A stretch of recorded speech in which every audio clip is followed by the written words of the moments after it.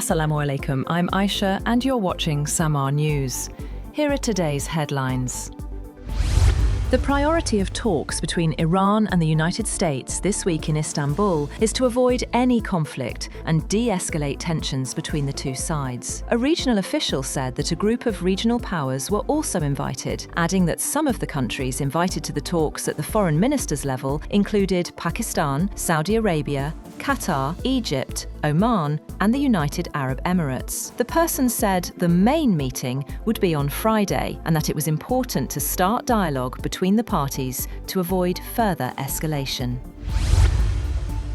A senior UAE advisor said the Middle East does not need another US-Iran confrontation, calling for direct negotiations to reach a long-term nuclear deal. Speaking in Dubai, Anwar Gargash warned against escalation as Washington deploys warships and Iran resumes talks with US officials in Turkey. He also dismissed criticism of the UAE's role in Yemen and Sudan as exaggerated online campaigns.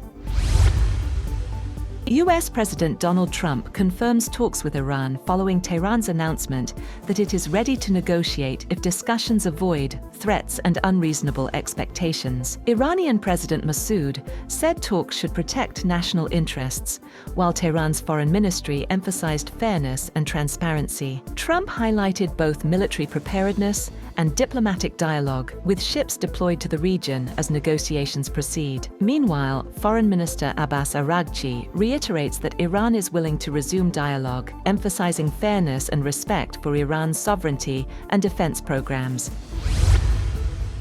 Meanwhile, Iran's Armed Forces Chief of Staff, Abdul Rahim Mousavi, said Tehran is fully prepared to retaliate against any military provocations that violate its sovereignty. Mousavi warned that Iran's response would be swift and decisive, dismissing claims that the country is weak.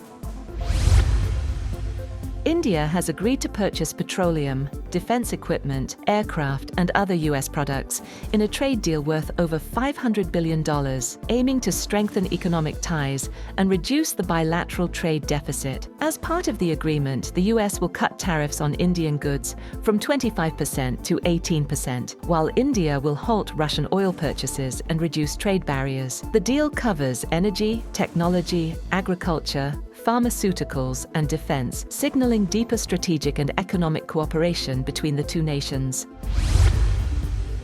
Meanwhile, the Kremlin says it has heard no statements from India about halting purchases of Russian oil after US President Donald Trump said New Delhi had agreed to stop such purchases as part of a trade accord with Washington. Kremlin spokesman Dmitry Peskov said Russia was carefully analyzing Trump's remarks on relations with India. Asked directly if India had decided to stop buying Russian oil, Peskov said, "So far, Moscow has not heard any statements from Delhi on this issue."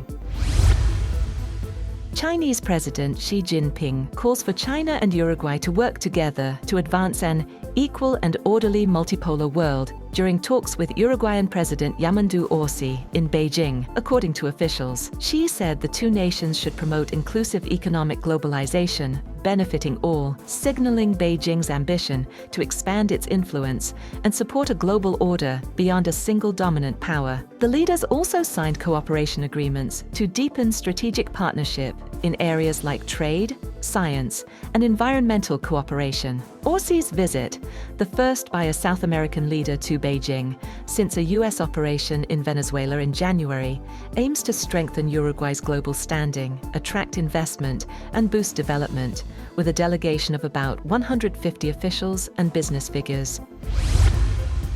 Ukraine has reportedly agreed with Western allies that persistent Russian violations of a future ceasefire would trigger a coordinated military response from Europe and the United States, the Financial Times reported on Tuesday, citing officials familiar with the discussions. Reuters could not immediately verify the report. The multi-tiered plan, discussed in December and January, would see breaches of an agreed armistice addressed in stages. Initial responses would involve diplomatic warnings and Ukrainian military action action to halt violations. If hostilities persisted, intervention would expand to a coalition of willing nations, including EU members, the UK, Norway, Iceland, and Turkey. An escalated Russian attack would trigger a full Western-backed response, including US forces, within 72 hours. Envoys from Kiev, Moscow, and Washington are scheduled to meet in Abu Dhabi on Wednesday and Thursday to pursue talks aimed at ending the conflict. Ukrainian President Volodymyr Zelensky says Russia has ignored ongoing US peace efforts by attacking Ukraine's energy sector overnight. Speaking alongside NATO Secretary-General Mark Rutte, Zelensky said Kyiv would consult Washington on possible consequences for Russia. He said the talks also covered urgent air defense supplies and licenses to produce US weapons in Europe, but gave no details on outcomes.